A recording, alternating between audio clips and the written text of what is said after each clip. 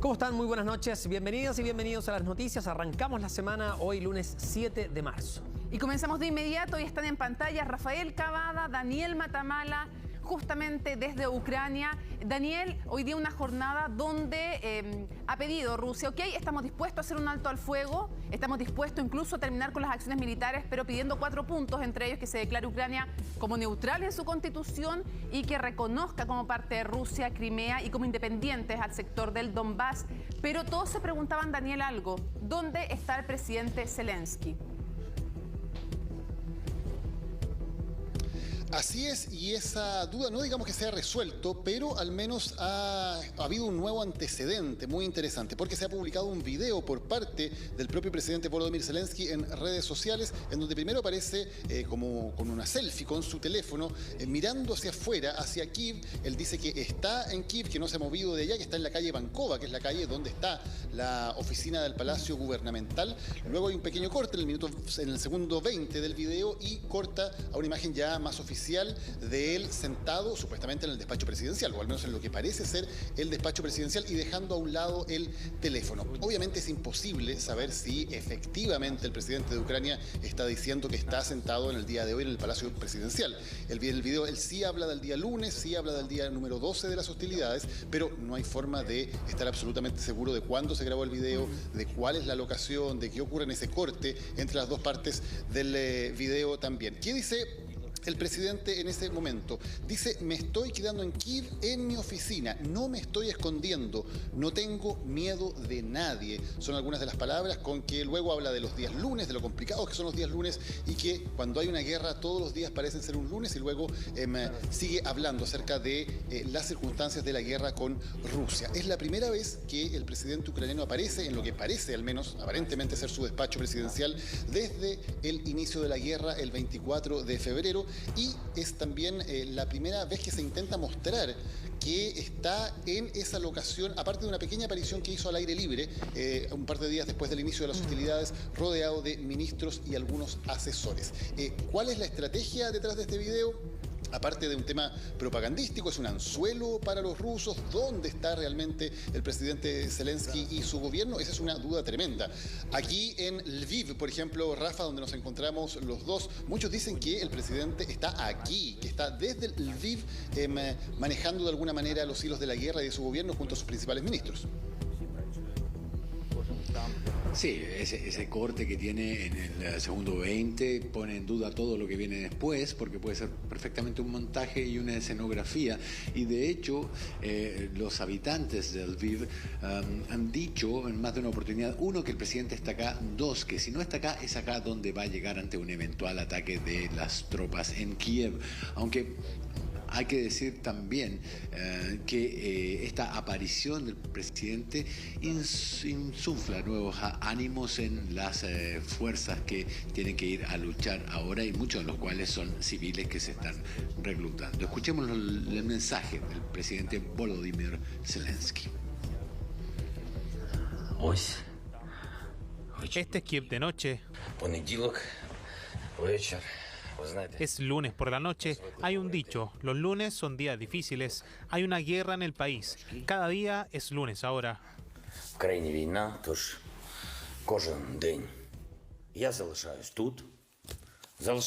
Me quedo aquí, en Kiev, en Bankova, sin esconderme, y no tengo miedo de nadie. El tiempo que sea necesario para ganar esta guerra, nuestra guerra nacional. Bueno, son declaraciones del presidente ucraniano que salieron hace muy poco. Y como dice Daniel, no sabemos si una amenaza, una provocación o también una señal que está entregando Vladimir Putin en pos de que ya se dice que estarían cercando Kiev para finalmente, el último bastión, tomar la ciudad y que caiga Ucrania. Ahora, también es cierto lo que dice Rafa, en el sentido de que insuflan nuevos ánimos en un presidente además que tenía un 20, un 30%, estaba muy mal antes de comenzar el conflicto, y ahora sin duda es el líder más relevante. Pero la verdad es que las tropas rusas intensificaron sus ataques hacia el Mar Negro, que es clave para dejar sin tránsito, básicamente sin salida, sin poder abastecerse a Ucrania, en uno de los puertos además más relevantes, más importantes del país, con casi 500.000 habitantes. Sí, cientos de familias siguen huyendo de las ciudades portuarias y el resto se prepara ante el eventual bombardeo a Odesa.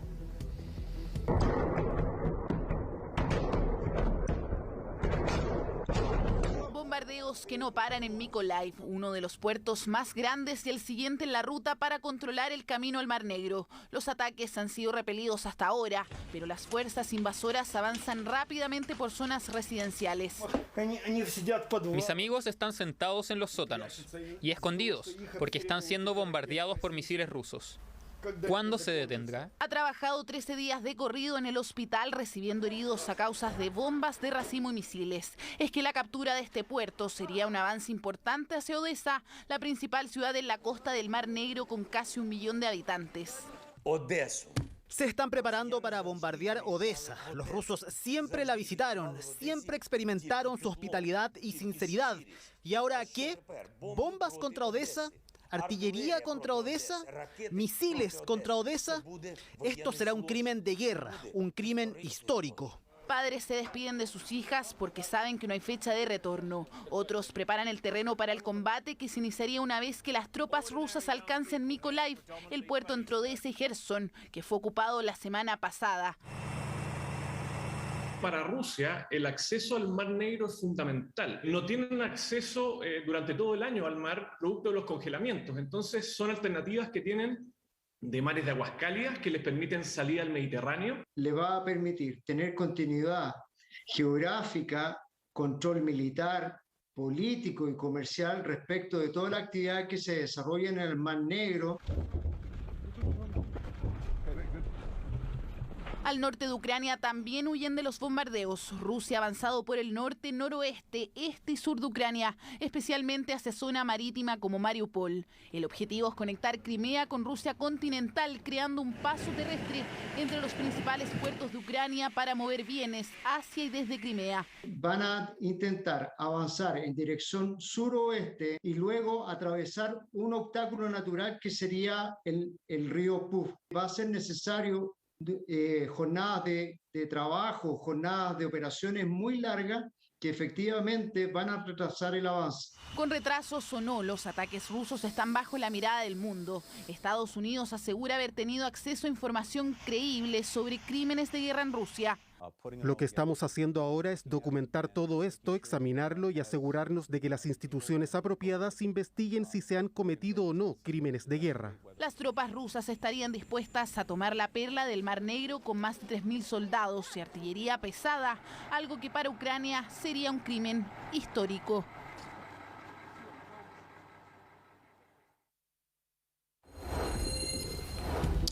Bueno, muchos de estos civiles desplazados, refugiados, llegan precisamente hasta aquí, hasta la ciudad donde nos encontramos Rafa y yo, Lviv, el mayor centro ferroviario y de comunicaciones de la zona oeste del país. Hoy estuvimos todo el día y parte de la noche en la entrada de la estación ferroviaria de Lviv, donde el panorama realmente es desolador. Tenemos a personas que vienen de distintas partes escapando, de Kharkiv, de Kiev, de Odesa, con lo opuesto, familias completas, niños, adultos mayores, que tienen que esperar para ver si pueden entrar a la estación y allí tomar uno de los 20 trenes que están saliendo diariamente rumbo a la frontera con Polonia. Es una espera angustiosa de cerca de 8 horas solamente para poder entrar a la estación en condiciones que son realmente inhumanas. Temperaturas bajo los 0 grados y nieve constante. La verdad es que es estremecedor como los niños, los adultos mayores, las mujeres, los hombres que esperan allí lo hacen en esas condiciones. Hay ayuda de voluntarios que les entregan algo de comida, algo de agua, alguna bebida caliente, pero pasar, y lo digo realmente después de haberlo vivido este día y esta noche, haber visto cómo niños pasaban 8 horas a la intemperie en condiciones así de crudas, es realmente muy, muy fuerte y da una dimensión dimensión, de la magnitud de esta gigantesca crisis de refugiados. La crisis de refugiados más rápida en sus primeros 10 días solamente en Europa desde la Segunda Guerra Mundial, superando lo que ocurrió en Hungría con la invasión soviética del 56 y también lo que ocurrió en la guerra de Yugoslavia en sus primeros días, la guerra de los Balcanes. Este panorama entonces tan duro, tan difícil, que lo vamos a revisar luego en detalle en una nota, contando también algunas historias de las personas que están allí, contrasta sin embargo también con muchos signos de humanidad. Un pianista que se ha hecho célebre por estar en zonas de conflicto y por compartir su arte, su música en zonas de conflicto. Él estaba en el día de hoy, así como había estado antes en Berlín, en la frontera polaca, estaba hoy en esta estación de trenes entregando algo de música, algo de arte, algo de compañía a las personas que esperaban tan largamente por estar allí. Vamos a revisar entonces la nota con lo que ocurre en esta estación en particular, la estación de ferrocarriles más colapsada hoy día de Ucrania, donde miles de personas diariamente intentan desesperadamente llegar hasta la frontera.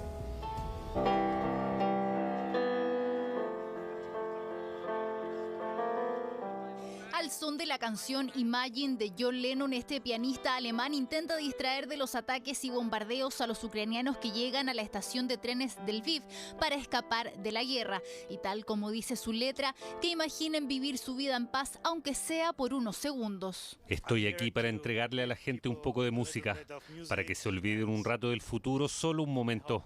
Es importante para mantenerse saludable. El Lviv se ha transformado en la estación ferroviaria más importante para salir de Ucrania. Hasta aquí llegan los trenes de todo el país, principalmente desde Kiev y Kharkov, las ciudades más grandes que han sido atacadas. Una travesía nada fácil. Yana viajó desde Kiev con sus 3 hijos de 4, 6 y 11 años. 2 mochilas pequeñas, juguetes y algo de comida es todo lo que se pudo traer. Su esposo se quedó en Ucrania para combatir. Deben extrañar a su padre. ¿Están preocupados por él? Ellos no lo entienden.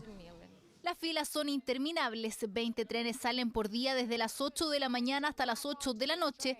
Van desde Lviv hasta Uzhhorod y Chop en la frontera con Eslovaquia, pero la mayoría busca llegar hasta Chemychel y Medica en la frontera con Polonia. Cada paso que dan hacia la estación es un paso más para estar a salvo de la guerra. Quiero ir a Polonia porque allá tengo varios familiares. Me pidieron llevar a los niños. Llevo 2 adolescentes conmigo, mi hija y mi sobrina. Estoy esperando a mis amigos que vienen de Kharkov. Vienen en tren, los estoy esperando y después iremos a Polonia.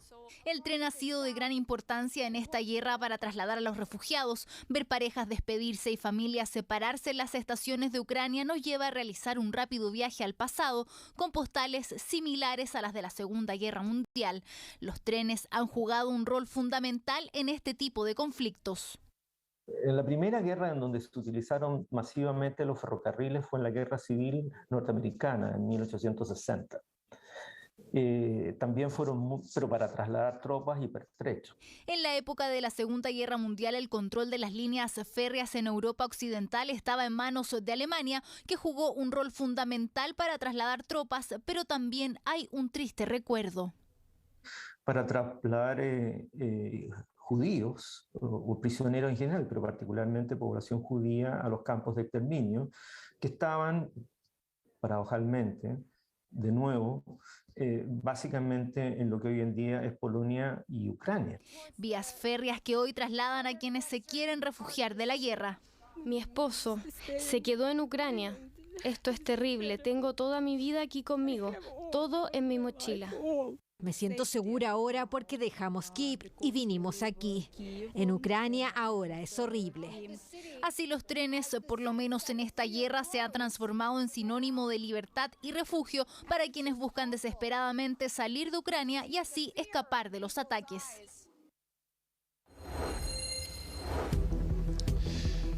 Y en medio de esta gigantesca crisis humanitaria, hoy se llevó a cabo la tercera ronda de conversaciones entre Rusia y Ucrania. Y Rusia anunció que implementará a partir de mañana en la mañana, de algunas horas más ya aquí en Ucrania, corredores humanitarios desde las principales ciudades asediadas. Pero nuevamente no hay claridad acerca de eso, de lo que eso significa, Rafa, porque entre otras cosas parece ser una declaración unilateral, se le ponen ciertas condiciones a Ucrania y además se habla de evacuación hacia Rusia y Bielorrusia. ¿Qué podemos esperar de un corredor humanitario anunciado con tregua al fuego en condiciones como estas? Poco, dado que primero Bielorrusia es un estado con un gobierno títere de Rusia. Hay dos ciudades, pues son Kiev, Chernihiv, Mariupol, me falta Kharkov. La de gente de Kharkov vendría directamente hacia aquí, hacia Lviv, básicamente porque desde aquí puede salir hacia Europa, Polonia, Moldavia, aunque otras ciudades como Uzhgorod, donde tú estuviste unos días, Daniel, o Ivanov-Kaczynski, también son destinos de estos refugiados. O sea, él les ofrece ir a Rusia, a Bielorrusia o acá, a otros lugares dentro de la República de Ucrania, donde pueden salir hacia otros países de Europa. Las negociaciones hoy día parecen estar en un punto bastante complejo, y es por eso que la aparición de China como posible mediador ha puesto alguna esperanza en lo que podría venir en los próximos días.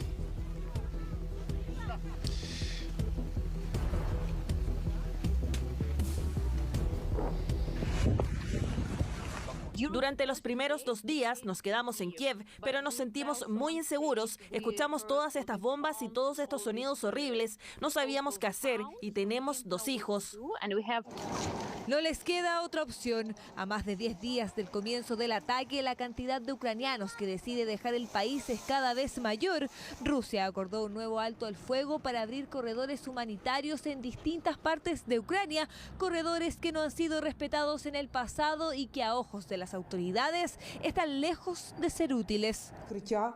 Es un escenario inaceptable de apertura de corredores humanitarios. Nuestra gente no irá a Bielorrusia para luego ir a la Federación Rusa en avión.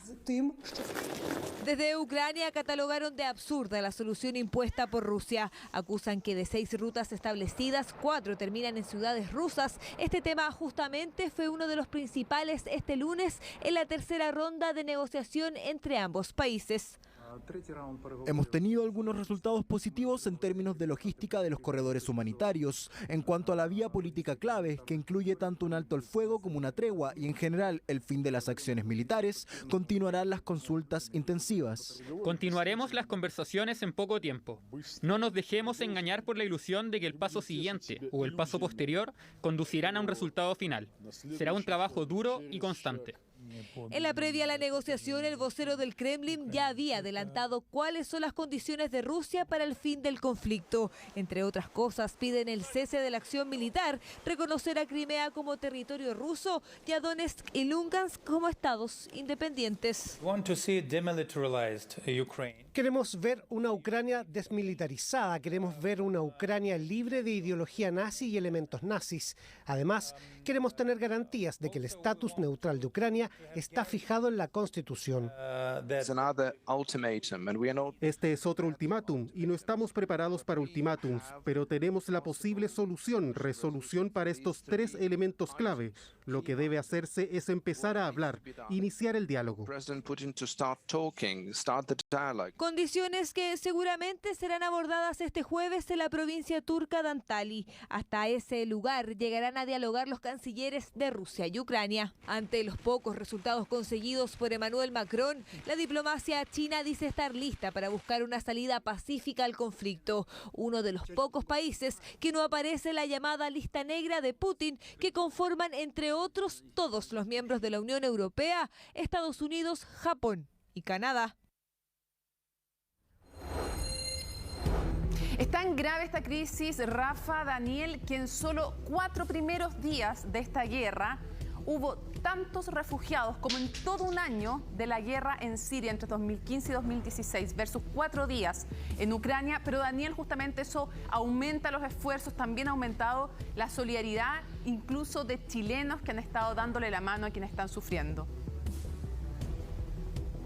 Así es, reporteando en la estación de trenes del Lviv, de repente se nos acercó un chileno y nos contó su historia. Él vive en Chile, trabaja también ayudando en otras partes del mundo, especialmente en África, y cuando comienza la guerra decide entonces partir como parte de la organización religiosa de la que forma parte para ayudar. Ya cruzó la frontera, está en Ucrania, estaba en la estación de trenes intentando entregar albergue, refugio, orientación a los migrantes. Esta es una de las historias que encontramos aquí con un chileno ayudando a los migrantes en Lviv.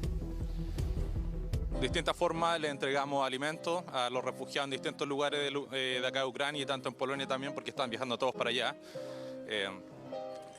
También le encontramos refugio, pagamos algunos hoteles, algunos de ellos también a familias que no tienen a dónde ir. Caminan con sus maletas, con familias gigantes, y eso, no hay paz, no hay esperanza, y en verdad te rompe el corazón.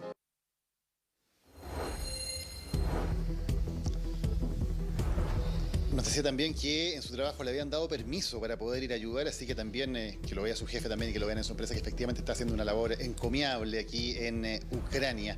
Ahora, uno de los temas fundamentales cuando hablamos de esta crisis de los refugiados y de cómo podría seguir en los próximos días tiene que ver con el dominio del espacio aéreo. Sabemos que el presidente de Ucrania ha hecho una petición, ha reiterado la petición a la OTAN que implemente una zona de restricción aérea, una zona de no vuelo sobre los cielos ucranianos, algo que la OTAN ha rechazado de plano. Y Rafa tiene más información acerca de lo que significa esto y también conversaste, Rafa, con un experto sobre este tema.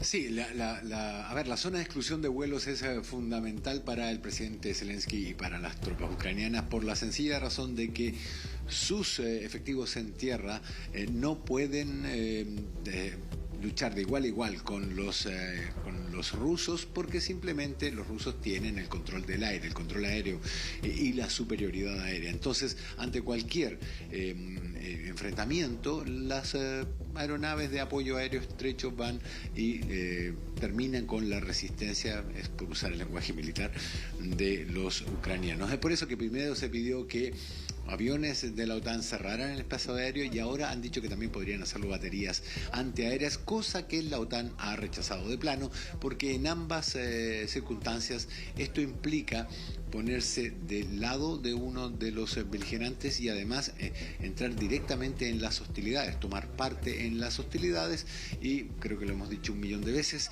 eso puede llevar a un enfrentamiento global entre los países de la OTAN y Rusia. Pese a ello, los rusos siguen pidiendo, tanto las autoridades como los ciudadanos comunes y corrientes, que la OTAN haga esta zona de exclusión de vuelos. Quiero que tu gente en tu país sienta lo mismo que sentimos nosotros. Por favor, díganle a sus presidentes que por favor cierren el maldito espacio aéreo. ¿Cuántos de nuestros niños y niñas deben morir para que cierren el espacio aéreo? La OTAN y Biden son todos unos cobardes. No entiendo de qué están asustados. Esto podría convertirse en la Tercera Guerra Mundial. ¿Acaso no lo entienden? Si cierran el espacio aéreo ahora, podrán detener esto acá y los cohetes no llegarán al resto de Europa.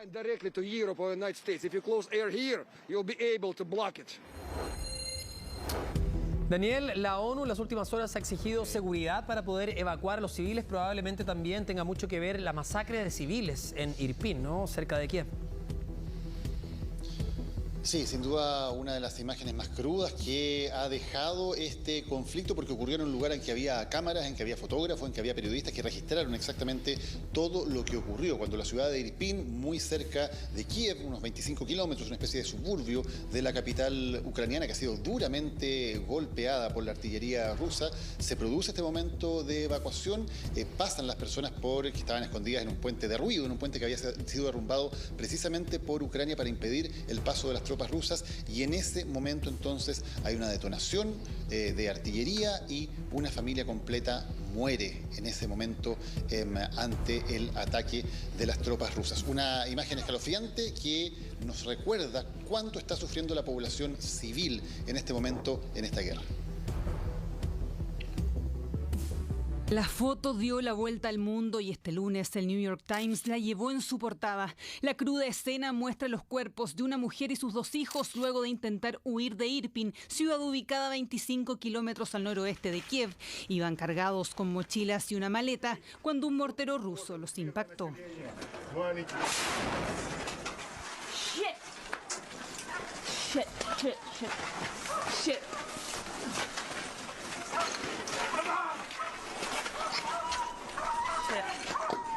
Mientras se escucha el llanto de un perro, los soldados ucranianos se dan cuenta que nada pueden hacer.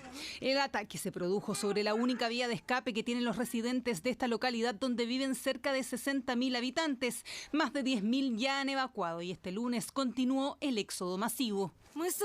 Somos de Irpin. Hubo fuertes bombardeos en Irpin. Dispararon contra casas y personas. Una mujer y un niño de 13 años murieron. Todas las casas fueron bombardeadas. Algunas personas se quedaron aquí. Es muy duro y aterrador. Es como un desastre en la ciudad. El barrio donde vivo ya está casi en ruinas. No hay casas que no hayan sido bombardeadas. Ayer fue el bombardeo más fuerte.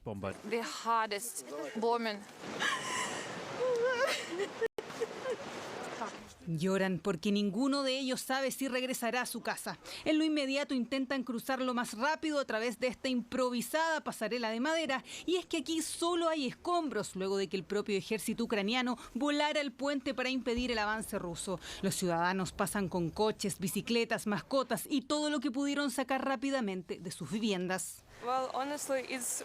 Honestamente es realmente terrible, pero en general debemos apoyarnos mutuamente. No te rindas y en general todo estará bien. Hubo una declaración del alcalde de la ciudad y dijo que es nuestra última oportunidad de irnos. Dijo que habrá una fuerte lucha y que es mejor irse. De acuerdo al gobierno ucraniano, las fuerzas rusas están ocupando el 30% de la ciudad de Irpin. Las personas forman grupos y deben correr unos 100 metros exponiéndose a un ataque. Este escenario muestra el fracaso que han tenido los corredores humanitarios, tal como ocurrió en Mariupol, la estratégica ciudad portuaria del sur de Ucrania, donde durante el fin de semana el alto al fuego para evacuar civiles no se respetó.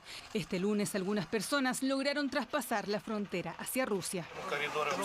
Los corredores humanitarios fueron bombardeados y escuché que 50 personas se fueron y luego fueron bombardeados. El Kremlin anunció nuevos corredores humanitarios.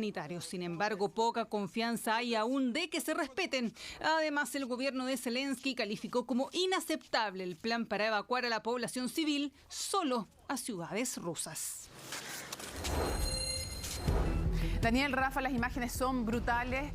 Quisiéramos que nunca se olvidara ese rostro humano que va dejando de dolor, de sufrimiento esta guerra en una jornada donde hay una cifra que no son cifras, son personas. La ONU reconoce a lo menos 15 niños muertos. No quiero repetir, 15 niños muertos. Y en medio del dolor, a veces hay gestos o hechos de esperanza, como el retorno de un chileno que logra traspasar la frontera y arribar a nuestro país. La Cancillería, de hecho, informó que 28 chilenos ya han logrado salir de Ucrania. Sí, hoy fuimos testigos del reencuentro de uno de ellos que arribó a nuestro país con su señora y con sus hijas. Claro, otros se han desplazado a países de Europa donde esperan poder tomar un vuelo rumbo a Chile. Fue complicado porque en cada parada sentíamos las bombas, sentíamos los misiles, los aviones por arriba pasaban. Por eso, este abrazo le devolvió el alma al cuerpo a Rodrigo, uno de los primeros chilenos que logró llegar al país proveniente de Ucrania. Lo hizo junto a su esposa e hijas, con quien vivió días de terror con el comienzo de la guerra. Salimos con lo que tenemos, salimos con lo rápido. Teníamos un plan, pero lamentablemente cuando suceden las cosas rápido, el plan se van y desaparecen. Yo creo que a las 5 de la mañana, a las 6 ya estábamos saliendo de un automóvil que nos trajo hasta la frontera que tratamos de hacer. Así como miles de personas, este hombre decidió huir de Kiev, ciudad donde vivía y que fue atacada por los rusos. Fueron más de 50 horas de viaje hasta la frontera con Polonia, en un periplo marcado por el terror e incertidumbre. Creía que estábamos tranquilos, pero cualquier cosa que sentíamos era bastante complicado para nosotros. Cualquier cosa es peligroso, todo es peligroso, hasta los mismos soldados ucranianos es peligroso porque ellos están en situación de guerra. Es un escenario muy feo que nadie quiere ver. Sí, el miedo por las noches. Durante todas las noches yo escuché explosiones, vehículos militares pasar.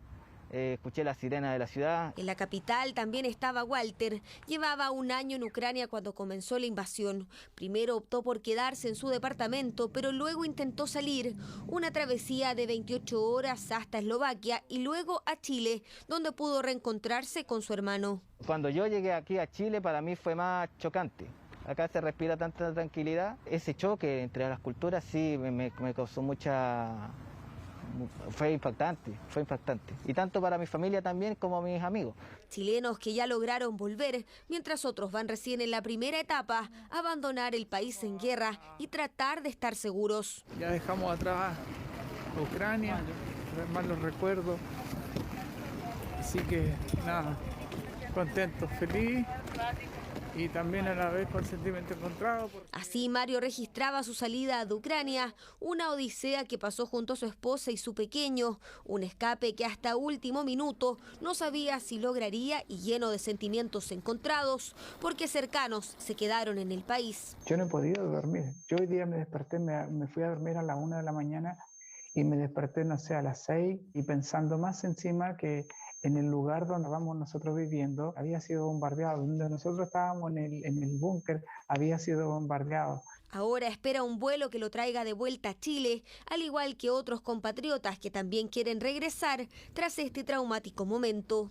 Ya son 28 los connacionales que han salido, bien sea rumbo a otros países de la Unión Europea o inclusive hacia nuestro país. Nuestros consulados han seguido brindando asesoría a los chilenos que se encuentran en la zona. Entregarle toda la contención que necesita mi familia y mi cuñada, su hija, mis sobrinas, porque ellas tienen una carga emocional diferente, ellas dejaron todo y de la forma más, digamos, complicada. Familias en territorio nacional que respiran más aliviadas con la llegada de sus seres queridos, que al fin están a salvo, mientras que hay 18 chilenos que todavía siguen en la zona de conflicto.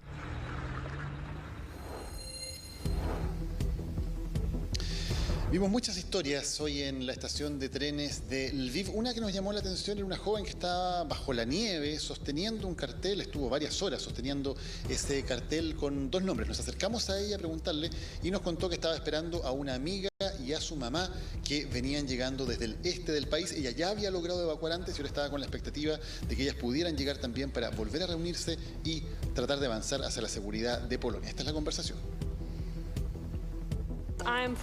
Soy de Kharkiv, la situación allá es tensa y están bombardeando. Mis papás están allá, la están pasando mal con la situación, pero se mantienen fuertes. So they will not leave. No, no se irán, porque si todos se van, ¿quién ayudará a nuestra gente? ¿Quién ayudará a nuestras tropas? ¿Quién ayudaría a nuestros voluntarios? And what did you write here? Estoy esperando por mi amiga y su mamá. Este es nuestro apodo, y así es como se escribe mamá en ucraniano.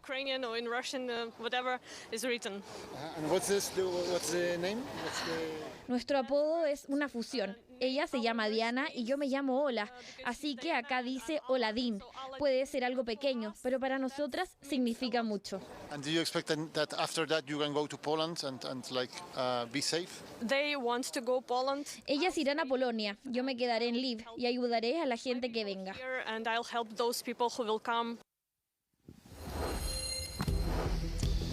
Ahí está una de las tantas historias, la verdad es que eran miles de personas en la estación de trenes y cada una de ellas es su propia historia, cada una de ellas tiene alguna circunstancia que es excepcional. Nos contaba esta joven, por ejemplo, cómo había viajado desde Kharkiv, nos lo han dicho muchos, en trenes completamente abarrotados. Un carro dormitorio, por ejemplo, que en tiempos normales es para 4 personas, ahora tiene 30 personas en su interior. Las personas se agolpan en los trenes, entran todos los que pueden, viajan completamente hacinados por muchas horas, pero no importa porque es la única manera que ellos creen que pueden obtener la tranquilidad. Una crisis de refugiados de gigantescas dimensiones es la que está viviendo Europa en estos días y eso lo reflejamos en la siguiente nota.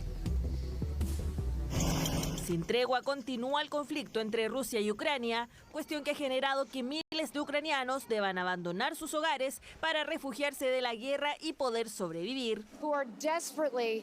Estos trenes están repletos de personas que desesperadamente intentan salir de la ciudad al tiempo que crece la sensación y el miedo de que Rusia está apretando sus ataques Algunas de estas personas llevan esperando por horas, son empujadas, apretadas, están desesperadas por salir y simplemente es horrible ver el miedo en los ojos de las personas. Realidad que se está viviendo día a día en distintos lugares de Ucrania. Sus habitantes no tienen otra opción y han debido trasladarse a las fronteras y también a países vecinos. Para lograr su objetivo, han utilizado todas las vías posibles y disponibles, todo para alejarse de la zona de conflicto. Vimos muchos autos en la carretera, muchos autos bombardeados. Estábamos escapando a Kiev, pero ahora la situación en Kiev también da miedo porque hace unos días la comenzaron a bombardear. Es muy inseguro allí. Escuché sirenas de ataques aéreos, también escuchamos explosiones temprano, a las 5 de la mañana, y es muy aterrador. Vemos lo que está sucediendo en otros lugares, es un desastre y estábamos tan horrorizados. Tenemos miedo por nuestros seres queridos, nos vimos obligados a salir del país. Temor que han sentido miles de personas que, dejando todo, han debido buscar un refugio. Según cifras publicadas este lunes por la ONU, más de 1,7 millones de personas se encuentran en calidad de refugiados en diferentes países de Europa. Solo a Polonia se han ido más de 1 millón de ucranianos. Eran 8.000 personas aproximadamente y costaba mucho subir al tren, pero lo hicimos y es una muy buena oportunidad porque ahora me siento tan protegida, la gente de Polonia es tan hospitalaria, estamos muy agradecidos. Además de Polonia, Eslovaquia, Hungría, Rumania, Rusia y Moldavia también son parte de los principales destinos de los refugiados. Este último causa preocupación, ya que es uno de los países más pobres de Europa y solo tiene 2,6 millones de habitantes. Según las autoridades locales, los refugiados ucranianos serían más que los señalados por la ONU. Estamos viendo una crisis humanitaria extraordinaria. Así que ya 230.000 personas han cruzado la frontera de Moldavia desde Ucrania. 1 de cada 8 niños en Moldavia es ahora un refugiado. Muchos de quienes han llegado hasta estos países tienen familias o amigos en dichos territorios. Sin embargo, hay otro porcentaje de personas que han acogido a familias ucranianas sin conocerlas. Gestos de solidaridad en medio de una guerra que por ahora pareciera no tener final. Claro, además uno de los países más pobres de Europa, lo que agrava aún más la situación. Daniel, muchas gracias por habernos acompañado durante esta noche. Sabemos que mañana vamos a tener más informes y continúa, por supuesto, tu reporteo allá en Ucrania. Un abrazo. Muchas gracias, Mónica, Toti, Rafa, un abrazo. Nos vemos. Seguimos contigo, Rafa. Ahora sí, seguimos con Rafa y también con nuestro editor internacional de Chilevisión, Carlos Greich. Digo, para que Rafa no se vaya, lo tenemos ahí todavía. Pero vamos a revisar un mapa que es muy interesante, Carlos. Sí, porque vamos a revisar la evolución de estos 12 días prácticamente de combate y cómo ha ido avanzando también el desarrollo de las operaciones rusas en territorio ucraniano. Ya sabemos que Kiev y Kharkov son los puntos desde el norte que están más complicados, pero hoy las operaciones militares incluyeron bombardeos bastante intensos en Mariupol, el puerto clave de la zona muy cerca de allí en el sur donde están los desarrollos del Donbass. Bueno, aquí está también la zona sur, porque además la revisamos porque es muy importante para todo el territorio ucraniano el acceso al Mar Negro, o la salida al menos al Mar Negro. En Mariupol habían hablado de que podía haber un corredor humanitario que contemplara el Mar Negro, pero por ahora todo eso está cortado por intensos bombardeos. Y además, durante esta tarde hubo bombardeos en Mykolaiv, que es una ciudad mucho más pequeña, está cerca de Jersón, pero además, ¿por qué es importante? Porque comienza a avanzar desde la península de Crimea hacia Jersón, ahora llega a Mykolaiv y un poquito más acá nada más está Odessa, el puerto que hoy parece ser la joya de la corona para las fuerzas rusas buscando cubrir toda la zona del Mar Negro. Y ustedes lo que están viendo además es que en rojo está la proporción de fuerzas marítimas que tiene Rusia versus la defensa que hace Ucrania, aquí pintado en azul, que es muchísimo menor. Más pequeña.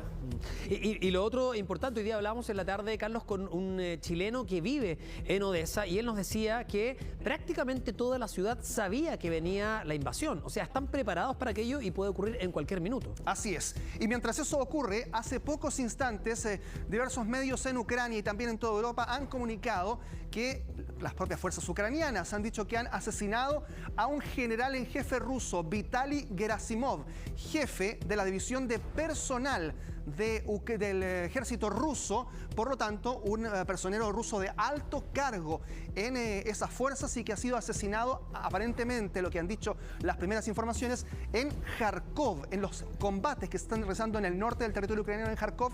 Allí habría sido este general, jefe de personal ruso, asesinado en las últimas horas. Bueno, importante porque eso también podría traer represalias por parte de Rusia, considerando que es un alto mando de las Fuerzas Armadas, ¿no? Así es parte de lo que se está comenzando a conocer en los medios en las últimas horas. Muchas gracias, Carlos. Volvemos contigo en cualquier minuto. Vamos a retomar el contacto con Rafael Cavada. Rafa. Estaban ustedes hablando del avance de las fuerzas rusas en el norte, donde Kharkov sigue recibiendo un castigo enorme, y en el sur, en torno a esta trilogía, Mariupol, Jersón y Odessa. Bueno, en esos dos lugares se van a abrir corredores humanitarios que vienen hacia acá, hacia Lviv, donde podrían seguir llegando refugiados hacia otras partes de Europa, por ejemplo Polonia, que ha recibido 1.040.000, y que de hecho hay un tremendo número de ucranianos viviendo fuera, esperando que sus parientes salgan de aquí. Se repite el hecho con chilenos que están fuera de Ucrania, pero que esperan que sus familiares salgan de este país. Mi propio papá, que tiene sus nietas en Ucrania, que vivía en el sótano, que tiene su hermano en Ucrania, que tiene muchos familiares, sigue creyendo en las mentiras de Putin. Y eso es como un bombardeo constante, directo y al centro del corazón de Carena. Muestra de que el impacto de la guerra llega hasta lo más profundo de las personas. Familias que desde el primer ataque han tenido que separarse no solo en lo físico, también en lo que significa tomar postura por uno u otro bando. El conflicto sigue, ya van 12 días, la incertidumbre aumenta, pero también la resistencia. A pesar de eso, el dolor es fuerte de no estar con los tuyos y a miles de kilómetros. Una pesadilla que la comunidad ucraniana en Chile vive minuto a minuto. Cuando a ti no te responden, uno siente muchísimo miedo porque no sabe qué está pasando realmente. No pueden cargar sus celulares o ya están muertos. Después de una semana, mi papá al final me llamó, o sea, no me llamó, me escribió y me empezó a enviar algunos videos diciendo que nosotros deberíamos capitular, que nosotros estamos matando a la gente. Mi propio papá. Algo que parece increíble, sobre todo pensando en el nivel de violencia y sufrimiento que vemos en cada imagen que llega desde Ucrania. Las mismas que revisa a diario Angelina. Lleva 9 años en Chile, tiempo no suficiente para ser inmune al dolor de su familia. Una pesadilla. Mamá, papá y hermano están actualmente en Jersón, una de las ciudades tomadas por fuerzas rusas. No se puede salir a la calle prácticamente a comprar comida. La ciudad está tomada por rusos. E incluso hace un par de días atrás, Mauro, quiero contarte esto, es muy importante para mí. Los rusos querían entrar, ciudadanos de Rusia, de Crimea, ciudadanos de Rusia, a mi ciudad, a Jersón, para hacerlos pasar por ciudadanos ucranianos y filmar un video donde ellos dijeran que ellos están muy felices con Rusia, gracias Putin, gracias Libertador Rusia. Son ciudadanos rusos, no son ucranianos. Todos los ucranianos que están en Jersón están ahora escondidos, no salen de las casas. Durante esos 12 días que estamos en la guerra, 100.000 ucranianos volvieron a Ucrania. Eso es lo que más ha llamado la atención del mundo entero, la resistencia ucraniana, como se ve en videos que circulan en redes sociales.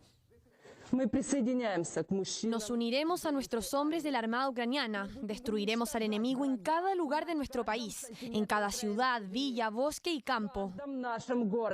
A mi mamá le pregunté muchas veces, mamá, ¿quieres venir? Dijo no. Está mi hermano y mi papá y están dispuestos para tomar una arma y pelear hasta la última. Y mi mamá, yo entiendo por qué no quiere ir, porque no les quiere dejar.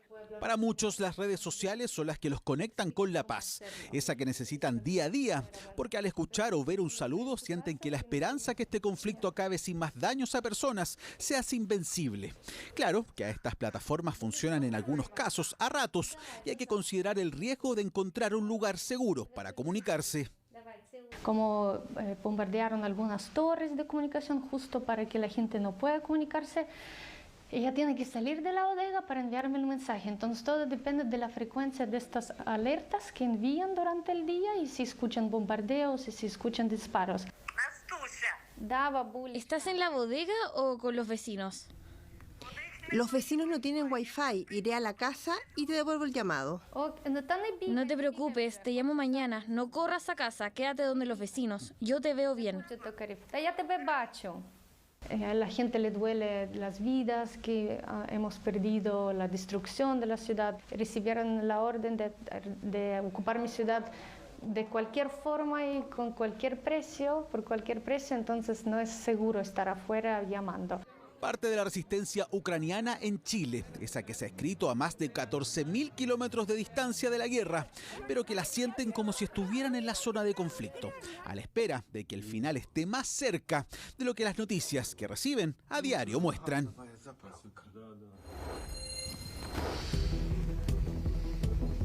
Bueno, uno de los aspectos quizás más controversiales de esta guerra ha sido precisamente el que escuchábamos recién, esta guerra comunicacional en que uno y otro bando graban videos, noticias falsas y las distribuyen de manera de inclinar la opinión pública a su favor, lo cual es muy difícil de constatar y eso pone, creo yo, un valor especial sobre los colegas destacados en Kiev que hoy pueden transmitirle al resto del mundo qué es lo que está ocurriendo ahí y si de verdad las fuerzas rusas que han invadido Ucrania penetran o no en esa capital. Mónica, Humberto. Sí, guerra militar, guerra comunicacional y también económica. Hoy día se siguen discutiendo, por ejemplo, la posibilidad de cortar el petróleo desde Rusia, lo que no quiere Alemania y que Estados Unidos pensaría compensar tal vez levantando algunas sanciones a Venezuela. Por lo tanto, eso nos ratifica también que no hay amigos permanentes, no hay enemigos permanentes, no intereses permanentes, como lo hemos conversado. Rafa, muchísimas gracias por todo tu trabajo en terreno. Gracias, Rafa.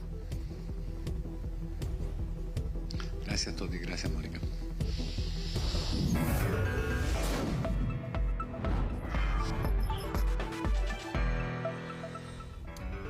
Bueno, y a días del cambio de mando se determinó entre la administración saliente y entrante que el futuro subsecretario del Interior, Manuel Monsalve, no asumirá su cargo antes del 11 de marzo, como es la tradición, a la espera de dejar de ser parlamentario y así evitar una posible incompatibilidad en el cargo. Bueno, su lugar lo va a tomar Gabriel de la Fuente cuando faltan, además, importante, recordemos, 4 días para el cambio de mando. Es una decisión inédita que busca no comprometer el proceso por el cual asumen las nuevas autoridades de gobierno. No será, como lo dictaba la tradición republicana, que el futuro subsecretario del Interior asumiera su cargo antes del 11 de marzo. Ahora deberá esperar a dejar de ser parlamentario. Hemos querido evitar cualquier acción política, por ejemplo lo que ha planteado la UDI, que pudiera concurrir a la Contraloría o al Tribunal Constitucional y pueda desviar la principal atención del gobierno del presidente Gabriel Boric. Mi jefe de gabinete va a asumir el rol de jefe de gabinete a partir del día 9 de marzo. El subsecretario Gali va a pedir permiso administrativo. Gabriel de la Fuente, quien será el futuro jefe de gabinete de la Subsecretaría del Interior, encabezará la transición de cargos y firmará los decretos de nombramiento de las nuevas autoridades. Decisión que contó con el acuerdo de la administración entrante y saliente. Yo he estado trabajando todos los días de sol a sol con mi equipo, así que hemos estado bien... Hemos tratado de ir adelantando bastante trabajo. Trabajo que comenzará formalmente después que en el Congreso se produzca el cambio de mando. En este momento tengo muy poco interés en este cambio de mando en particular.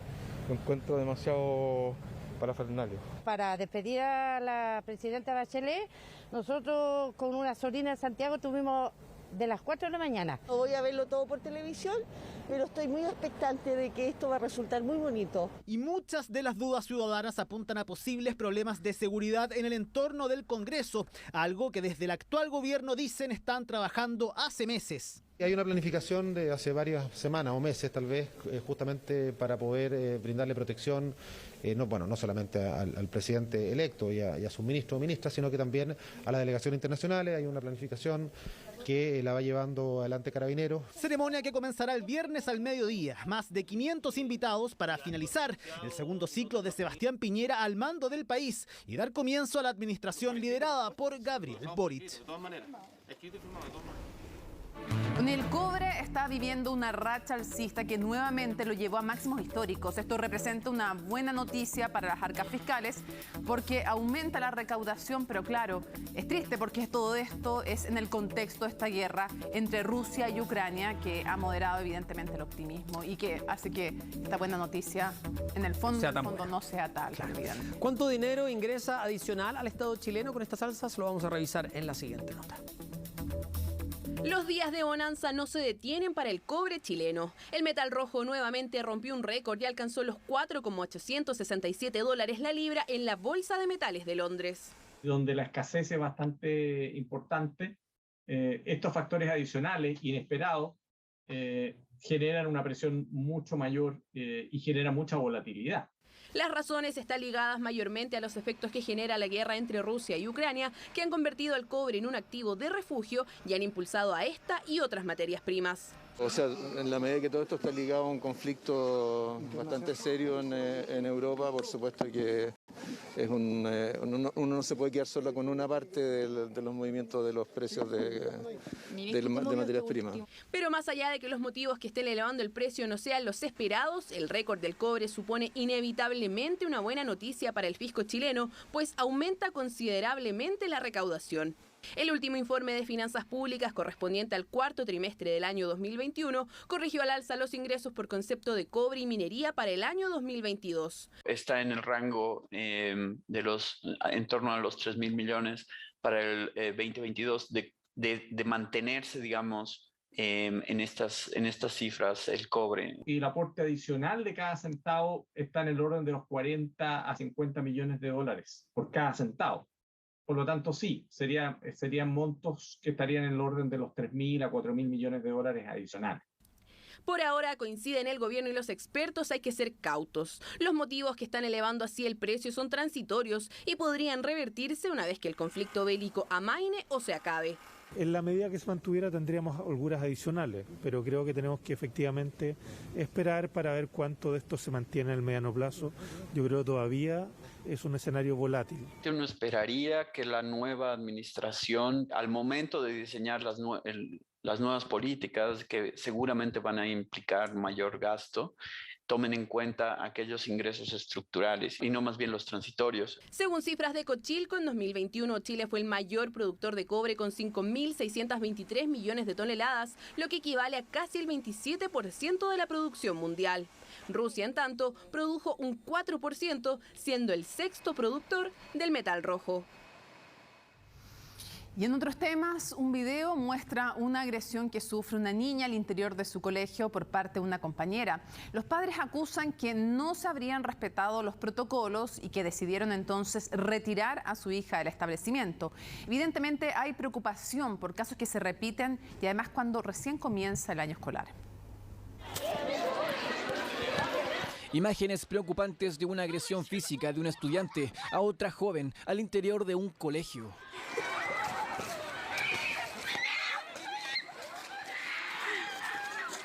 En cosa de segundos, dos funcionarios logran separarlas, mientras la menor agredida llora desconsolada. Un hecho que encendió las alarmas en un establecimiento educacional de la comuna de Laja, en la región del Biobío.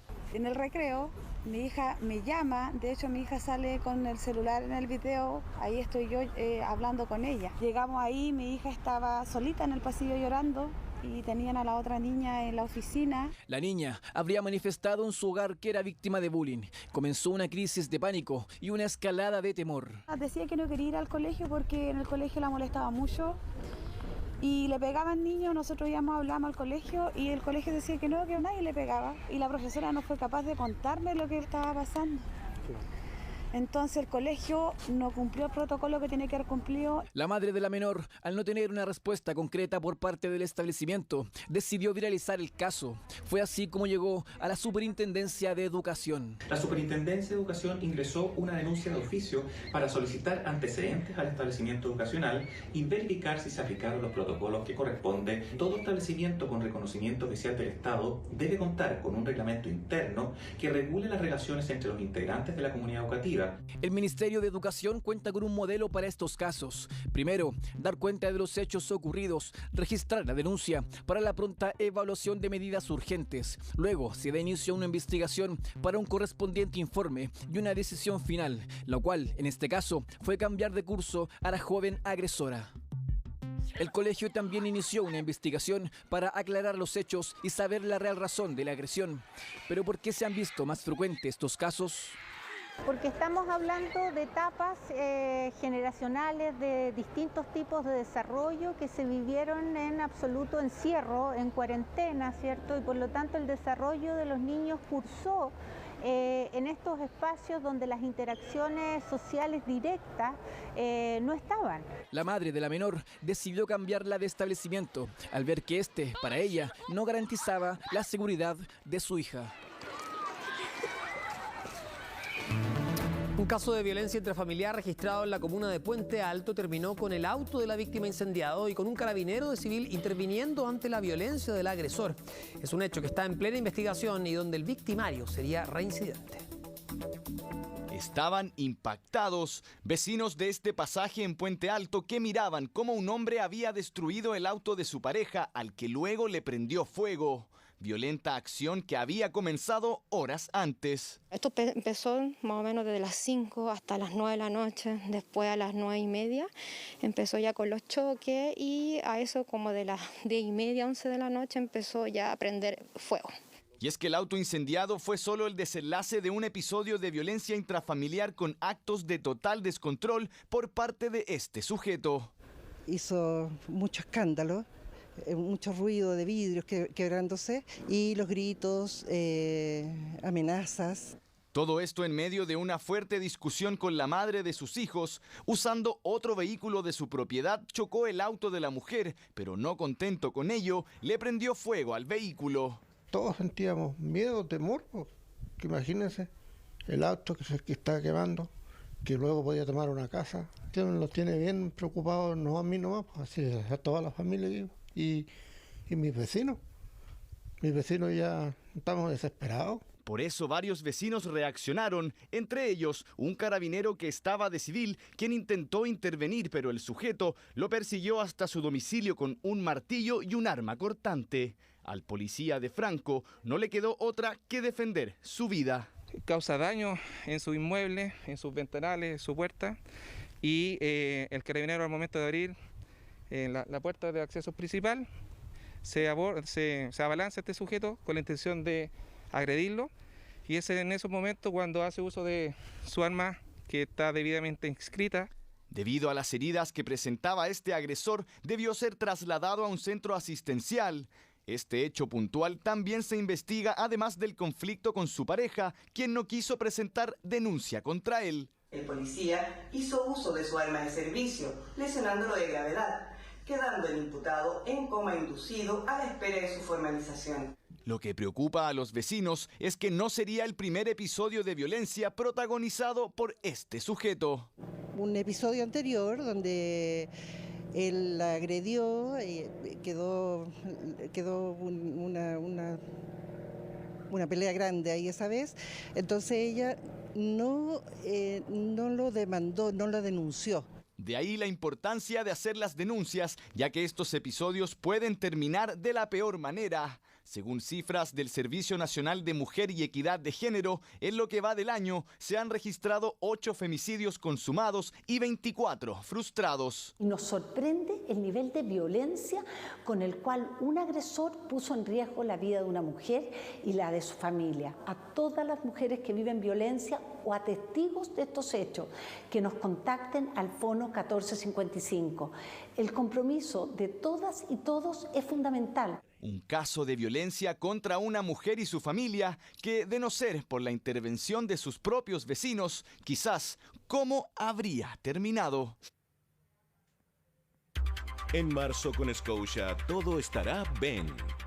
Está presentando Chilevisión Noticias. Bueno, volvemos, pero no sin antes recordarles que a partir de las 22 horas, Chilevisión está autorizado para transmitir programación para mayores de 18 años. Y pongan mucha atención porque en nuestro país hay millones de tarjetas de crédito y muchas son solicitadas sin conocer, entre otras cosas, cuáles son sus planes de mantención o los cargos que cobran. Por eso el CERNAC lanzó un comparador de tarjetas de crédito. Tratamos de pagar como justo en la fecha o antes.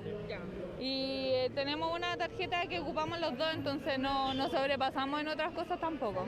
Ya quisieran todos los chilenos seguir el mismo ejemplo de Jessica y su familia, a mantener las cuentas ordenadas cuando se trata de tarjetas de crédito. Más de 15 millones de tarjetas de crédito bancarias y de retail andan por nuestro país, donde la deuda promedio supera los 240.000 pesos. No he tenido mala experiencia porque pagamos justo en la fecha, entonces no me cobran de más. Pero muchos sí han tenido alguna que otra experiencia para el olvido. Por eso, y para evitar el sobreendeudamiento, es que el Servicio Nacional del Consumidor creó un comparador de tarjetas de crédito. Esta herramienta útil permite a los consumidores conocer todos los cargos asociados a 194 tarjetas de crédito que están disponibles en el mercado, la gran mayoría que se ofrecen, algunas que no se ofrecen, pero que están siendo usadas por los consumidores y muchas veces desconocen todos los costos asociados a las mismas. Claro, porque aquellas personas que estén pensando en sacar una de estas tarjetas podrán comparar según su sueldo los cargos de transacción, de mantención e incluso el costo de solicitar un avance en efectivo. Por otro lado, si usted ya cuenta con una de estas tarjetas, en la página podrá comparar. Por ejemplo, en la página se pueden ver que en tarjetas del retail existe una diferencia de costo de mantención anual grande que va desde los 0 pesos hasta los 350.000. Las tarjetas de crédito no tienen una estandarización de sus costos o de las tasas de interés que cobran. Lo que regula la ley es el máximo interés que te pueden cobrar, pero de ahí a lo que realmente te cobran, por ejemplo, en tasa de interés, varía mucho del perfil que tú tengas como cliente. Precisamente, no todos pueden acceder a cualquier tarjeta. Existe un perfil para cada persona. Hicimos el ejercicio de comparar tarjetas de créditos bancarias, específicamente los cargos de mantención y administración anual. Los precios van desde los 26.000 pesos hasta los 132.000. Las diferencias de dinero pagando mes a mes pueden no parecer tan altas, pero al final se nota. Simplemente me controlo con lo que yo incluyo o pago con la tarjeta de crédito. Ahora tengo solamente una que la trato de mantener siempre al día, porque es un apoyo que tú tienes a fin de mes. Consejos que sirven para que los intereses no sean aún mayor o para estar ordenado en sus cuentas. Lo importante es no atrasarse y comprar con estas tarjetas lo que realmente pueda pagar. Hace casi un mes que se desconoce el paradero de un joven boxeador de 28 años que desapareció al interior de Iquique, en pleno desierto. La única pista que se tenía era su auto, que apareció en un video prácticamente desmantelado. Era todo un misterio. Nadie sabía de quién era este vehículo, que de un día para otro apareció abandonado en pleno desierto. Este autito lleva botado aquí como 3 días en la pista que entra a La Tirana. Hace un día atrás pasé, le faltaba una rueda. Ahora ya se robaron una, 2, se robaron las 4 ruedas. Casi desmantelado y nadie que se identificara como su dueño, hasta que este padre reconoció el vehículo. Era de su hijo que está desaparecido. Perdimos contacto con él desde el día 11 de febrero. Y de ahí se perdió toda comunicación con él de celular, de lo que ella lo ha llamado y no, suena apagado. Es raro que no haya nada de mi hermano, que nadie sepa nada, también es raro. Y así ha pasado casi un mes en que no han parado de buscar a Arturo Marambio, desde el día en que mantuvo una discusión con su polola. Ella fue a buscar la ropa y le dijo que él se iba para Pozo. Y de ahí ella ya no tuvo más contacto con él, menos nosotros. Y nada se sabe de él.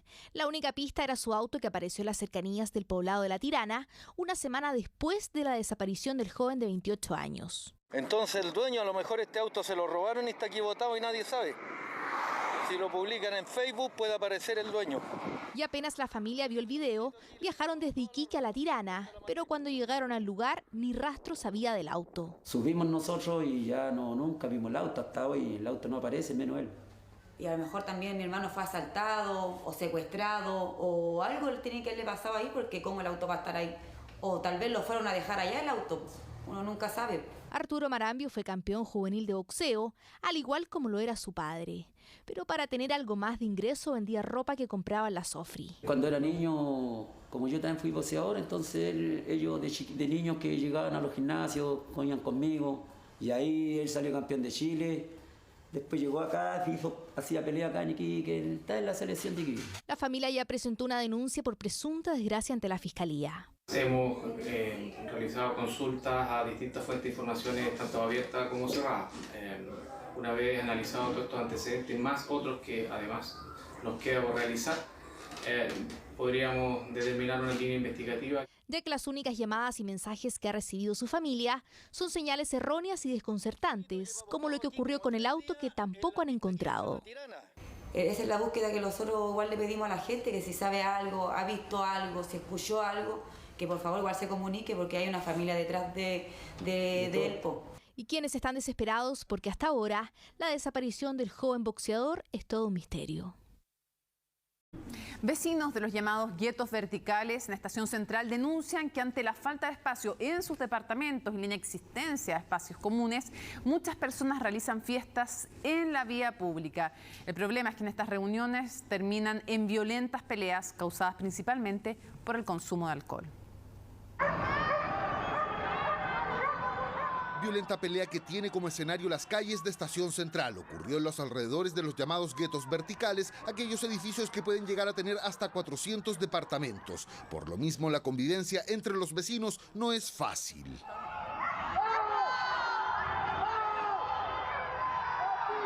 Hay gente que no sabe convivir, ¿me entiende? Entonces sí, ha sido un problema hace rato ya.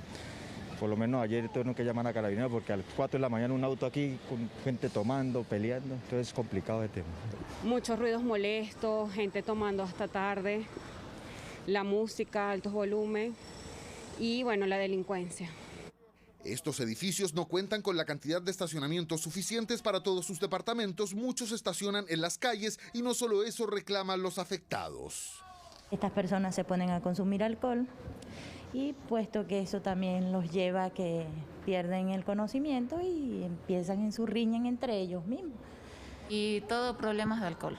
La mayoría es problemas de alcohol, si no son de este edificio son del otro edificio, pero sí. Usted no les puede decir nada ni en buena ni en mala porque todo ahora es agresión. Cansados del ambiente de violencia y los ruidos molestos en las calles y edificios, algunos responden de manera igual de violenta, lanzando desde las alturas incluso botellas de vidrio a quienes provocan estos desórdenes.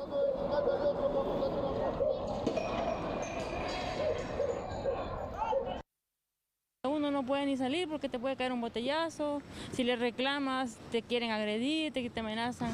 Demasiado, todos los fines de semana, incluso el día de semana, se ponen a tomar y escuchan todo volumen y peleas, botellas. Ayer hubo un altercado terrible. Solamente en el último trimestre se ha logrado la detención de 17 personas por distintos delitos. Junto con ello se han realizado más de 40 controles. Al apersonarse personal de Carabineros del Plan Cuadrante, las personas huyen del lugar. En los últimos 4 años, más de 80.000 personas llegaron a vivir a la comuna de Estación Central, lo que ha llevado a las autoridades locales a decretar nuevas ordenanzas, entre ellas una que establece multas de hasta 270.000 pesos para quienes realicen ruidos molestos en calles o edificios. Hoy día se están generando muchos problemas, muchas incivilidades, son departamentos en general muy chicos, la gente está haciendo su vida social finalmente en las calles y nosotros estamos en un proceso de fuerte fiscalización, generando también nuevas ordenanzas que permitan regular los distintos problemas que ha generado la proliferación de edificios en altura en nuestra comuna con la gran cantidad de vecinos nuevos que llegaron. Junto a esto, la municipalidad y Carabineros trabajan en regular e intervenir los espacios públicos para definir los lugares en los que se puede y no estacionar en estas saturadas zonas residenciales. El ministro de Salud, Enrique París, se emocionó hasta las lágrimas en su último reporte COVID realizado hoy. Mientras saludaba a los funcionarios de salud y a su equipo, no pudo contener su emoción y entre lágrimas cerró su discurso. A pesar de la situación, señaló que el próximo gobierno tendrá el enorme desafío de informar, proyectar y salvar vidas. Por su parte, el presidente Sebastián Piñera, quien participó en el último reporte para dar cuenta de la gestión del gobierno en materia sanitaria, lo saludó con una particular frase. Y sobre todo, quiero agradecer al equipo que me ha acompañado estos años. Muchas gracias. Le quiero agradecer a usted, doctor París, muy sinceramente. Sí.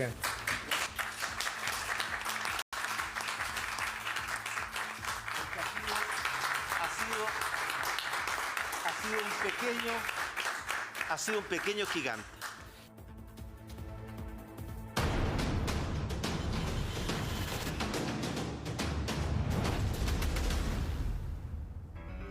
Uno de los grandes desafíos para el nuevo gobierno es la crisis migratoria y humanitaria que abordamos hoy en este segundo reportaje. Claro, sobre prioridades ciudadanas que enfrentará la nueva administración en sus 100 primeros días de mandato. La fórmula del presidente electo Gabriel Boric en la frontera norte, en el trabajo de nuestra periodista Carolina Vera.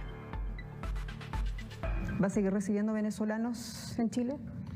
Vamos a seguir recibiendo venezolanos en Chile porque tenemos un deber de solidaridad. Bienvenidos a Papelón Sabroso. ¿Cómo estás? Bien, súper. Papelón es la bebida típica venezolana, es como una limonada endulzada con caña de azúcar natural. Aquí le ponemos bastante mantequilla. Este plátano así lo metemos a freír. En distintas comunas de Santiago, la comida venezolana cautiva por sus sabores y mezclas, gastronomía con influencia indígena, europea y africana. En Providencia, esta familia gana adeptos con sus recetas. Llevan 7 años en Chile, 6 con este restaurante. Llegaron a nuestro país escapando de una crisis política, social y económica.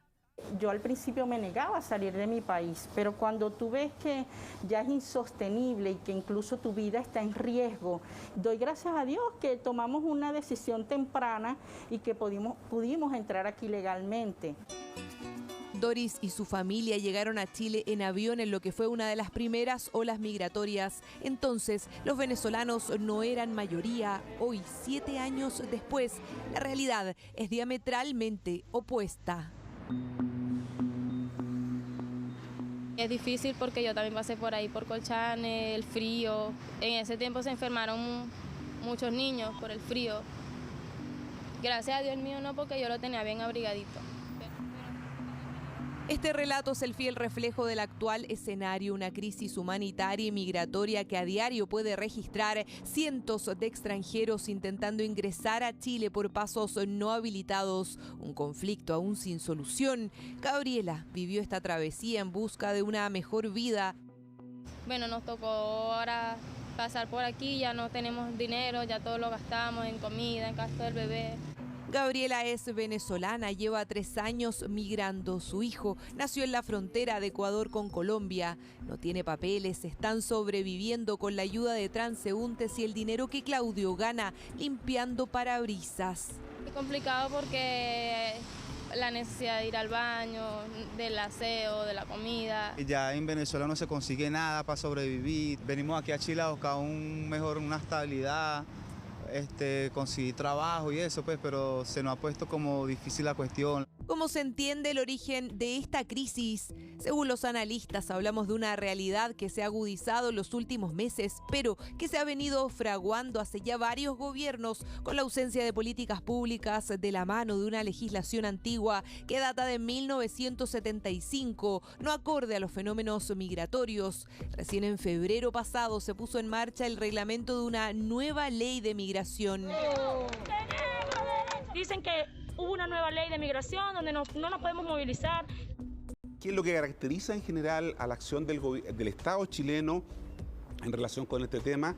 Es intentar resolver un problema complejo con una solución simple, ¿no? La zanja, el reglamento, lo que establece la actual ley de migraciones, ¿no? De que la gente tenga que en el consulado de su país pedir una visa, pero en los consulados no funcionan y a veces, ¿no es cierto?, se demoran en tramitarse, lo que obliga a la gente a ingresar por pasos irregulares. La muerte de un joven camionero en Antofagasta a manos de ciudadanos venezolanos fue un detonante en medio de la crisis. Hubo paro de camioneros en el norte del país, cortes de rutas y movilizaciones. El gobierno reaccionó decretando estado de excepción y despliegue militar en 4 provincias fronterizas del norte. Permite a nuestras Fuerzas Armadas colaborar con nuestras policías para controlar la inmigración ilegal.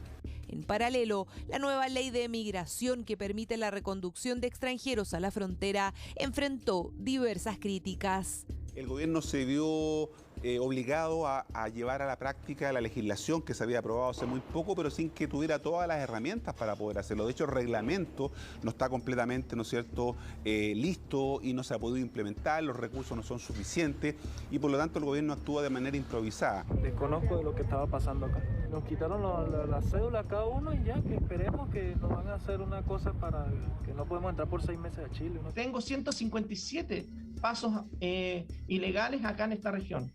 Por eso es que hay que darle conducción a esto, hay que administrar. Y eso no se logra solamente publicando una ley. Las imágenes han sido elocuentes en las últimas semanas. Prueba de ello es este video donde se observa a cientos de extranjeros cruzando por un paso no habilitado en Colchane pese a la presencia militar y de carabineros. ¿Qué te pasa a ti, por ejemplo, con este tipo de imágenes que están ocurriendo ahora en el norte de nuestro país? O sea, en sí a mí me molesta un poco porque no hay control. Me da mucha pena, mucha tristeza ver que vienen con los niños sobre todo.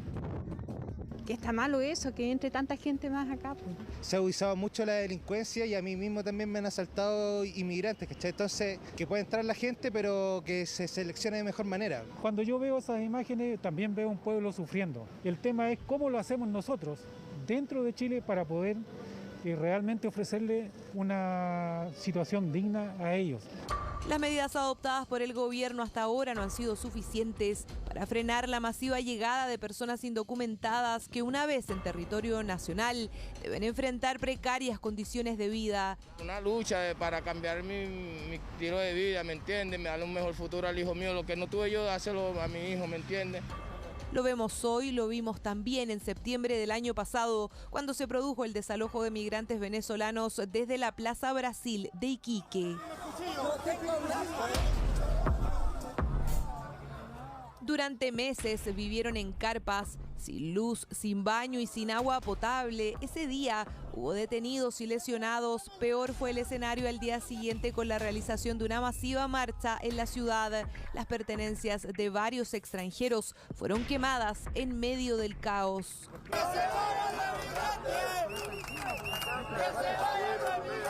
Estamos acá por el tema de la inmigración ilegal. Las fronteras tienen que estar cerradas y están abiertas, están permeables, entonces no estamos acá porque somos xenófobas ni nada por el estilo. Pero queremos gente que venga a hacer un aporte, no gente que venga a hacer daño. Solo en el año 2021, cerca de 57.000 extranjeros fueron denunciados ante la autoridad administrativa por ingreso clandestino, según cifras de la PDI. Octubre fue el mes más crítico. Se habla de una migración desbordada, donde la mayoría son ciudadanos venezolanos. Quisimos saber cómo ven la actual crisis, quienes llegaron a nuestro país en las primeras olas migratorias. El tema legal ha sido muy distinto al de ahora, pero anteriormente pues nosotros, toda mi familia, todos tenemos título universitario y eso nos facilitó mucho en términos legales. Ahorita les voy a preparar una arepa. Por ejemplo, Carolina es profesora de la universidad y ella es profesora maestra de escuela también, se las presento. Es un desespero del venezolano por tener una mejor vida, por tener calidad de vida. Ya llevan 7 años en Chile, el proceso no ha sido fácil, menos en estos días en medio del conflicto migratorio y tras la muerte del joven transportista Byron Castillo, han sido víctimas de amenazas. Nos han atacado, nos han dicho por qué no se devuelven a su país. Yo lamento mucho esos hechos, pero no todos los venezolanos tenemos culpa de esa situación. ¿Qué les pasa a ustedes cuando ven imágenes de una frontera donde ha habido despliegue de militares, por ejemplo? Debe ser muy duro, debe ser bastante duro, pero yo creo que también soy muy pro a la migración responsable. Yo espero que este próximo gobierno suavice toda esta situación y que recoja todas esas políticas, todo ese sentir de un pueblo que lo que quiere es vivir en armonía. Tenemos las visas vencidas y tenemos familia en otros países donde nosotros pudiéramos optar por visas en otros lados. Acá tenemos un problema muy grande con la inmigración ilegal y eso tenemos que pararlo de manera... Eso se tiene que parar porque se tiene que fiscalizar. De manera muy clara, o sea, Chile tiene que recuperar el control de sus fronteras, pero la gente que haya entrado legalmente, bueno, es algo que vamos a revisar con Cancillería y con la persona que designemos encargado de extranjería. Ahora, tenemos un gobierno que sigue en funciones, sí. Así que... Pero usted es el que nos tiene que resolver. O sea, esperemos que este gobierno siga en funciones hasta el 11 de marzo, así que a ellos les corresponde resolver esto, pero lo vamos a revisar. Generar políticas públicas de integración, dicen los expertos, es parte de los desafíos que deberá enfrentar el nuevo gobierno del presidente Gabriel Boric. Es lo que espera también Gabriela, una forma de dejar atrás las huellas del conflicto, expulsiones, huelgas, paros y ataques xenófobos. Sí sabemos, reconocemos que muchos compatriotas hacen cosas malas, pues, pero no todos somos iguales, pues muchos también hacemos cosas buenas. Pero eso no es todo, el desafío principal es una migración controlada y ordenada. El futuro gobierno propone avanzar en esa línea, combatir las redes de trata y tráfico de personas y realizar un empadronamiento de quienes están irregulares. Eso, además de consolidar mecanismos de coordinación internacional para hacer frente a esta crisis humanitaria en la que urgen cambios estructurales. Chile no está preparado porque la cobertura de salud, la cobertura de educación, de viviendas, ¿no es cierto?, no estaba pensada para atender a un número tan alto de migrantes. Hoy día casi el 10% de la población chilena son migrantes, ¿no? Y una parte importante de ellos irregulares, y eso hace entonces que haya una presión sobre el sistema. Un tema que sin duda también será materia de discusiones, la construcción de una nueva zanja de 300 metros en el límite fronterizo con Bolivia, en Colchane, anunciada recientemente por las actuales autoridades, medida que busca frenar la migración ilegal, conflicto que hasta ahora sigue agudizándose en el norte de nuestro país.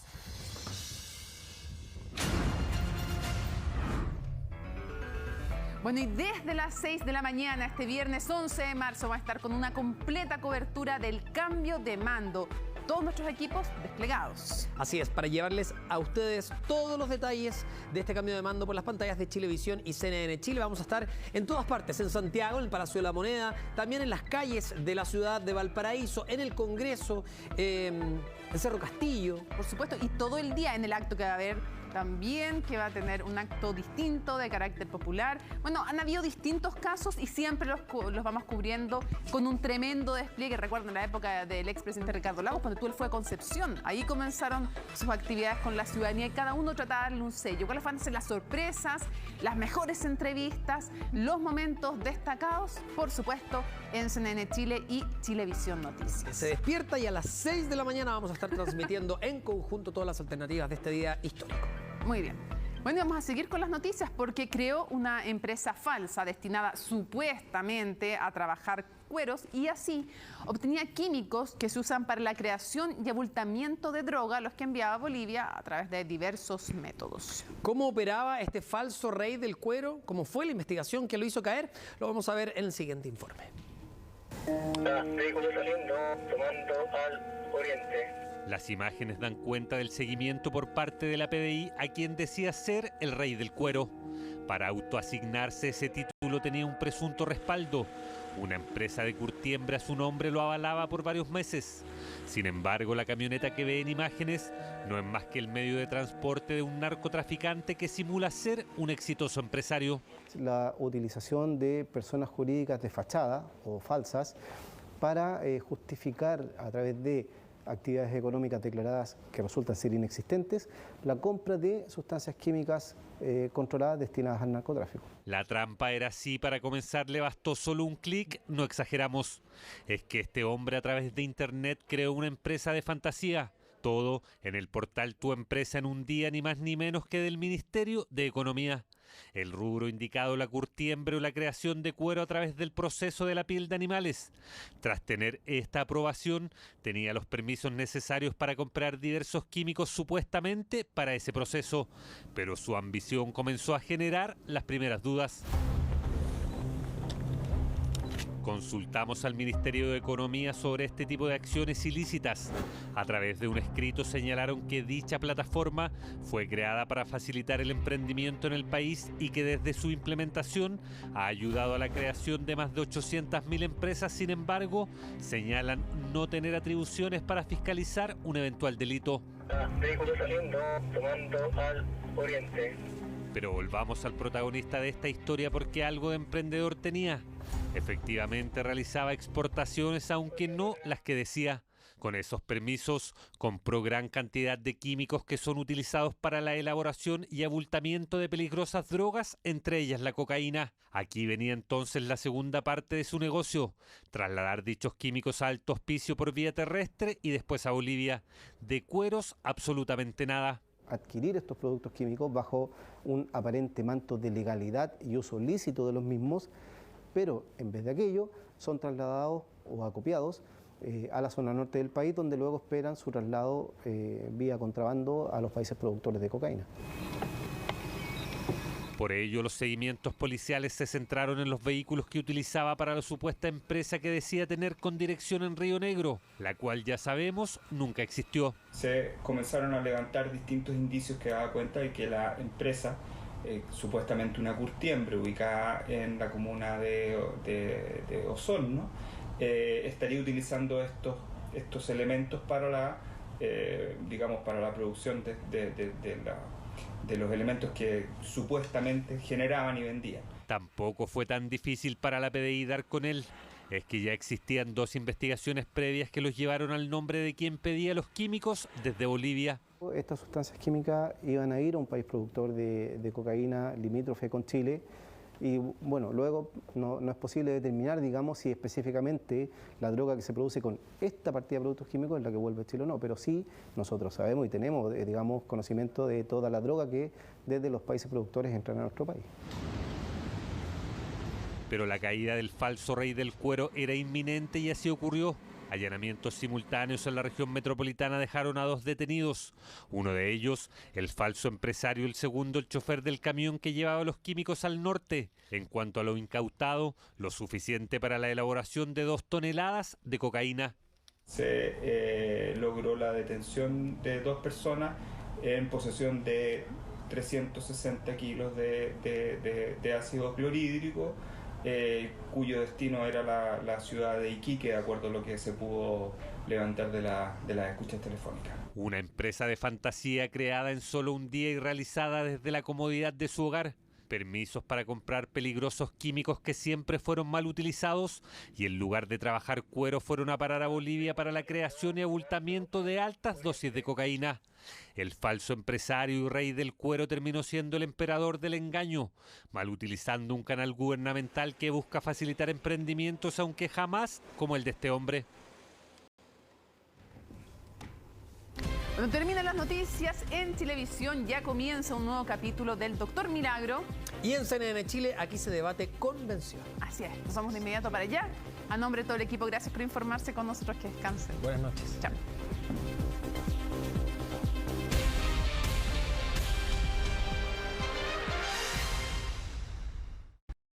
MG,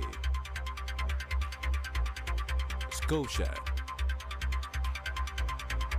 Claro y Líder presentaron Chilevisión Noticias.